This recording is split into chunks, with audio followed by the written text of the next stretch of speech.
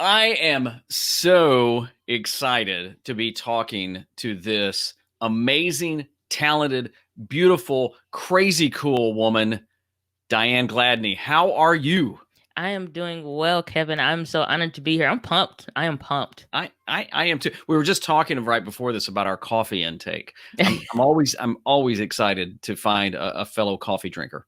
There is no other way. It must be coffee. Do you like those questions when people go coffee, tea, and I'm like, It's not even a question. I mean, there's like Next tea. question. What it's just the weaker cousin of coffee that's diluted. That's all that is. It's the cousin that's at the barbecue like, "All right, Carl, thanks for coming." Yeah, don't stay too long. Yeah, okay. Here's your plate. Go ahead now. So Diane and I have known each other for a while, but I think this is the first time I've ever had the opportunity to have her on and interview you, and so you can share your story. So tell us a little bit about EntreWoman TV, correct? Yeah. Did I say that right? You did. You did. So tell us about what that is. So EntreWoman TV, it started out not even really being a YouTube channel. It wasn't like supposed to be being on YouTube for the sake of being on YouTube for, like to grow it and stuff. It was literally just like I had hired my business coach and he was telling me that I needed to get started in video. And so I'm the person that thinks like the selfie sticks are stupid. Like, what are the 50,000 people behind you? What is that? So, I rotate the same 5 pictures over the last 12 years on Facebook, just like I was not that person. And so I'm thinking, I'm working at the bank at the time and I'm thinking like, okay, well, let me go ahead and start this coaching business. I'm like, there's some things that I can do, some value I want to provide, and I want to start my own company and put some things into work for me. So my coach told me to get started in video. So YouTube was just about putting some videos on a free platform that even though I watched and consumed like crazy, didn't see myself on as a creator. It was just to host my videos to share on my website for like coaching clients do frequently asked questions because you can embed the videos and stuff. And then I don't know exactly what it was, but he has this coaching group or what have you on Facebook. And so like you'd see different videos. He did like a video challenge so that your videos for your business could be better for your coaching business. And I'm like, okay, well, we're all uploading it to YouTube or whatever. But then like you notice, like, when somebody's a little different.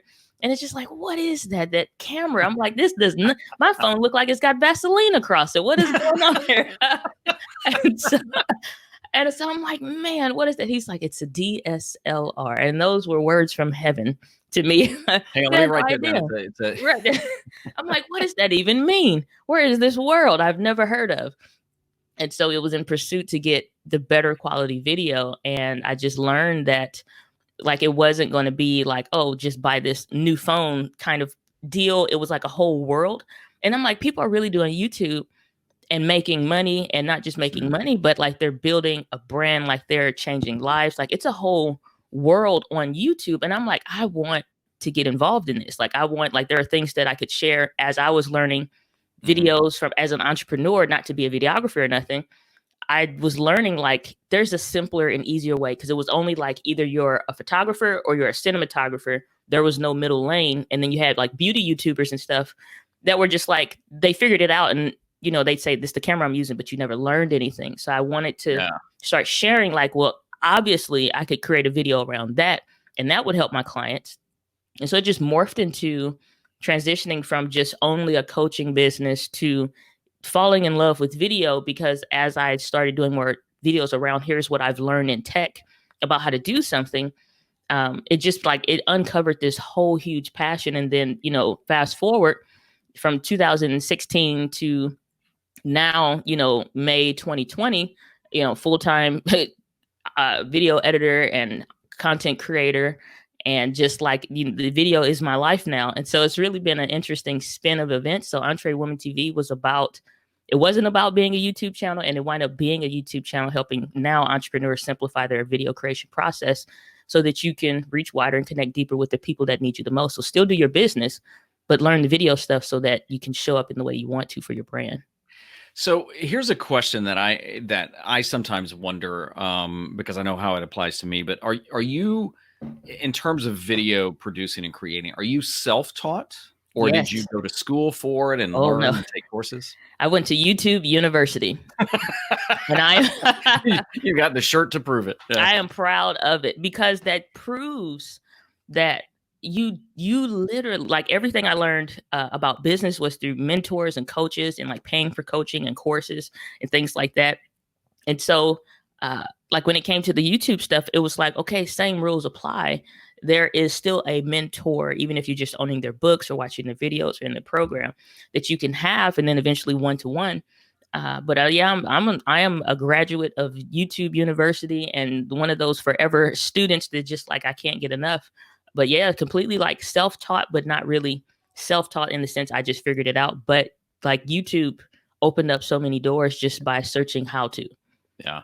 And, I think that is very powerful for people that are just starting out, or maybe they've started out, but they're still fairly new, and they're, Mm. and they get scared. I don't know Yeah, what to do. I don't know what to buy. And they get hung up with the gear and stuff like that. But I think that's powerful, that to see somebody that's doing what you're doing, already has success, continues to grow, continues to touch lives, that you got in there and figured out a way to do it. yeah. It just like I wanted to, like, for me, it's like I had to figure out the happy medium between how do I work my job and how do I just really fulfill my purpose and the things that I want. Like, I didn't know video would be something, but it's along the path and getting to the things that I want in life. And so it's just like it uncovered, like, again, just a way to be fulfilled in life, and again, just be fulfilled in your purpose and helping people. And it's just interesting, like, that everybody sees constraints like it's a stopping point. It's not a Mm. stop sign where you halt for a moment, get your bearings, see what's what, and then move forward. It's like a brick wall, and that's not the case.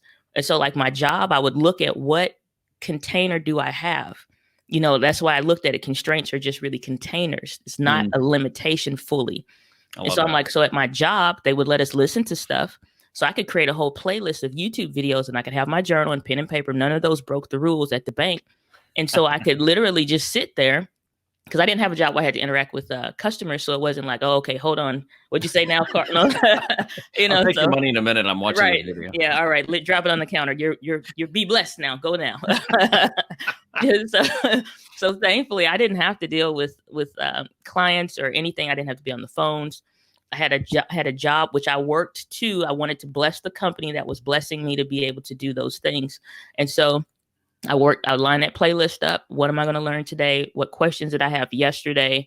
And it just began this like obsessive learning thing of just like, I can figure this out and I can learn from people, just like as personable as this interaction is right now. Like, a YouTube video was doing that for me, and I could create a Mm. playlist and connect with real people and literally change my life. You know what I'm saying? So Yeah. it's been a phenomenal journey. Have you, in your lifetime, have you ever seen a platform like YouTube? Never. We can all talk about, like, and being a millennial is interesting because it's a hybrid generation between paper and technology, a hybrid generation between social interactions and not social interactions. And so it's been really interesting. Even like I remember growing up, like having a typewriter and stuff like that. So when the internet became a thing and you went from dial up to DSL modems and stuff like that, and just all the hells that came with early internet days, you thought, like, I know in our communities where I was at, it was just like, okay, you had Black Planet, which was be a social network, and then you had forums, and you had MySpace. And then my high school years, it was like getting into like my senior year. I remember my cousin walked into the counselor's office. We're filling out for college applications. Here comes Facebook. So even Facebook wasn't what it is. So nothing touched what YouTube was. And even YouTube as it is present day was nothing of what it was back then. So we literally have never had anything like this, but it's something like we all have access to now for free, as much as you want. Yeah, Insane. that blows my mind, that a platform, I mean, look, there is no perfect platform, right? They've Right, all got right. issues and things like that. But I mean, oh my word. I mean, the fact that, your video can be up there with anyone with any topic, can be found, is just phenomenal. But does it not surprise you though, or not, that there's still people and businesses that are not on YouTube and just don't consider it a thing? It's like somebody it kind of takes me to, like, I'm a big history buff and like kind of like a nerd, not even kind of, I know, a full-blown nerd, and I love it, so I own that. So it's kind of the thing, like when if you ever watch Viking shows, say that, and early on in the season, the Earl was like, there is no other side, like it's only over here, we're not going, there's no other side, like it's just like, no, we're only going to the east, no, we're only no, it's like only one. So they didn't even believe geographically that there are other areas. And the one guy, he's just like, okay, well, I believe it is. I'm going to go there. But unless you have seen it, unless you've been there, it just is rumors or hearsay, or I heard a traveler say. So it's just modern day versions of that when it comes to YouTube. So people they know it exists. They don't understand why it works. And I think more than anything, it's a fear that it could work, and that it's like, or there's a chance you could get involved and have some skid marks on your knees and from, trial and error, and they just don't want to. But it's just, I think it's still kind of, either you're in that space where no, there is no other side, no grass greener on the other end. And it really is. It really, really is. And as a fellow creator, do you, I don't think any of us set out to fail. But at the same time, trying things and maybe they work and don't, that kind of gives me some, some excitement too, to throw it out there and you wait and see, and then you tweak. What about you? Oh yeah. I failed a ton. I remember I was just talking to a coaching client about this. I said, my first opt-in forms, like checklist, whatever, the premium free offers that you want to create to build your email list. I said, I remember starting those in 2016 and just flopping, like 5 people over, 6 or 8 months sign up for some, you know what I'm saying? It's just like, and then you're realizing like, okay, not this one, or not this email service, or not this one. I was like, there is no losing. You only lose when you stop, just like you only fail if you stop. I was like, so you learned. I said, just, that's why I can tell you, don't do this, or do this instead, or that's not the right headline, or nobody understand. I was literally talking to somebody day before yesterday, and it was like, well, we want to create videos around this. And I was like, nobody even understands what that means. You're not speaking their language. If they're on the keyboard, they're never typing those words in. Yeah. So again, none of those losses or those L's were really a loss. It was a learning experience. So like, you don't jump into it like, oh man, I really hope I lose today. But it does happen, but you learn and you grow from it. And it just, you can spread that knowledge to help in any industry and area. So it's like, you don't hope that you fail, but you know it's coming. Well, and I think the thing is, you're going to fail at something, but it doesn't make you a failure. But if you don't learn anything from it, then I don't think you're paying attention. You can't be. It's like you're being tone deaf to your own content. Yeah. And I think that's really dangerous even early on. It's just like, you can, even if you don't know, you want to post something up and know that it's going to work, or know that it's going to be successful, but you never inquire as to why it didn't. Yeah. People, they get in their feelings about it, and understandably so. But at the same time, they don't evaluate, and really pick it apart in a way that's constructive, so that you can know how to properly rebuild that.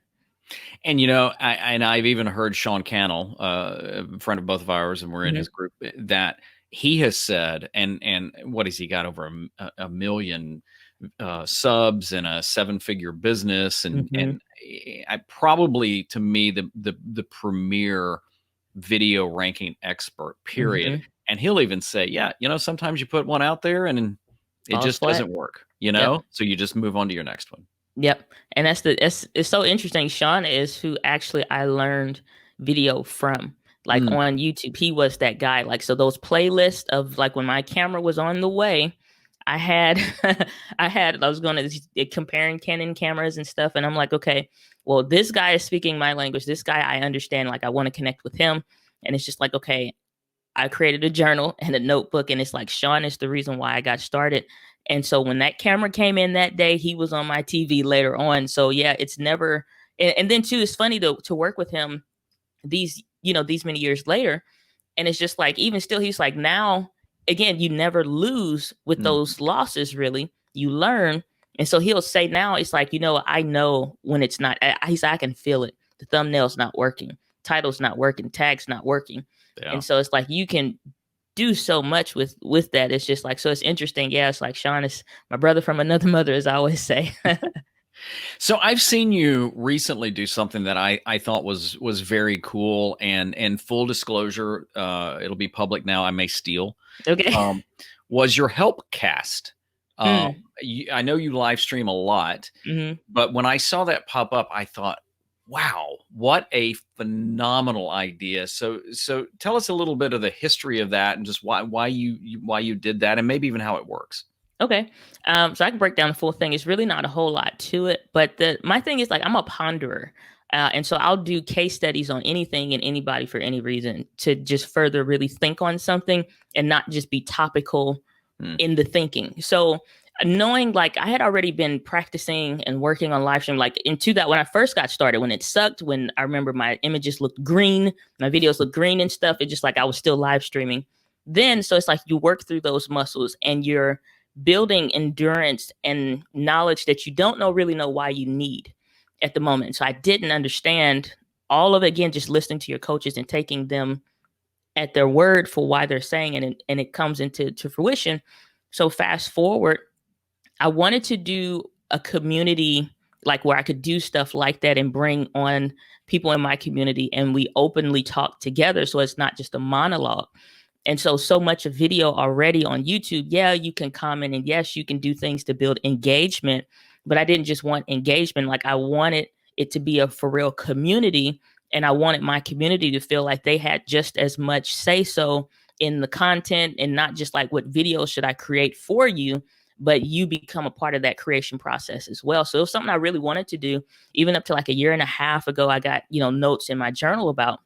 It just wasn't the right time. It wasn't any topics really that were that pressing. So when the whole, COVID-19 thing kicked out, it's just like, okay, I already had this experience in live streaming. I've already had this experience in all of the video work and all of this stuff. So now it's the thing where these people need help. And my email, like, I still am backed on email. It got to the point I was like a week behind in email, which had never happened before.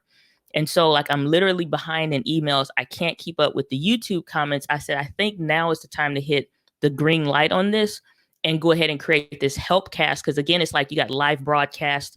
And again, it's just a monologue. You listen, you comment, maybe in the chat, you can drop, some stuff in real time.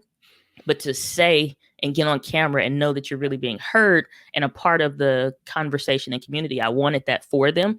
But it just wound up being now was the right time for that, to bring them on to do the help cast. So it's not just a live stream about I create a topic, you listen, and I know it's going to be helpful for you, but you come to the help cast. I have some stuff prepared just in case, it's not maybe right time of day, whatever. It's just like, so we can still have dialogue and you can get help, but you can actually come on, show me the thing you're having a problem with, and I'll help you in real time. And it just adds immense value to the community. I think that's phenomenal because, one of the tricks that I think you have to do when you live stream is that, you have to be prepared for no one to be there, but present as if someone is. But at the same time, just when I saw that, I thought, how cool, because what a better way of growing. I mean, or what a great way rather of growing a community than saying, hey, be a part of this, and here's a link, and I'll bring you into the broadcast. And so, hats off to you for doing that. Oh, thank you.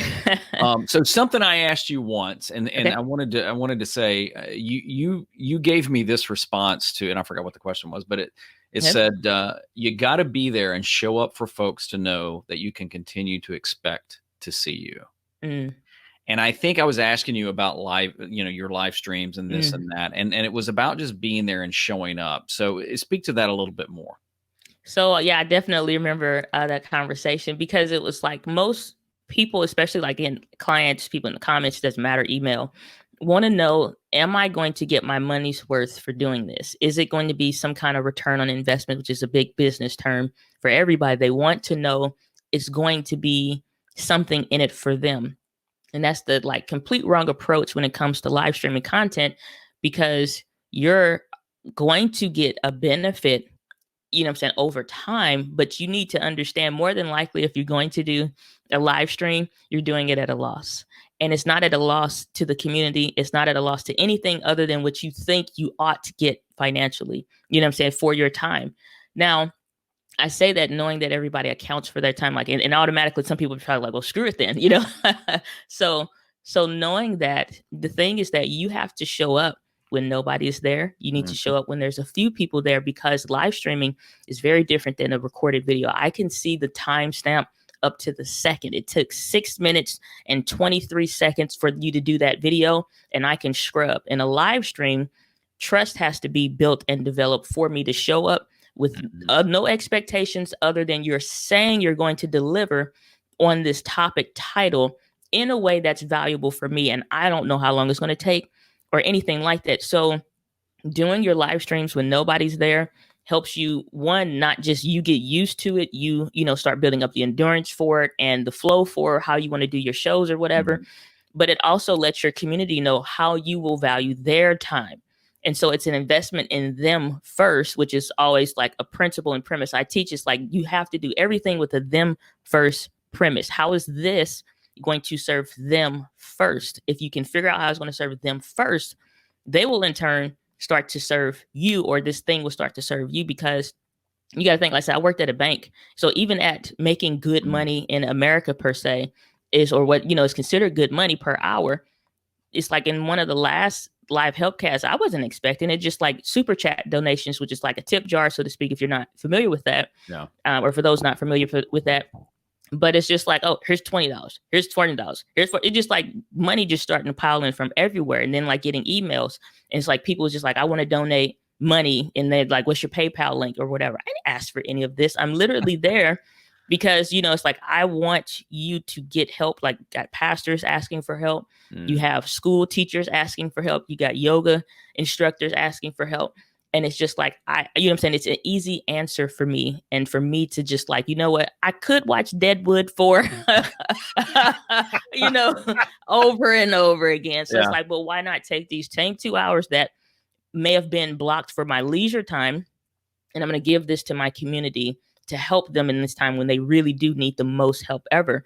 And so it makes its own return on investment in its own way. But it's like, that is something that's true community building. It has no financial value other than when it starts giving you some financial value. Yeah. It can, but it's just like, that's not the right intent, like going into it.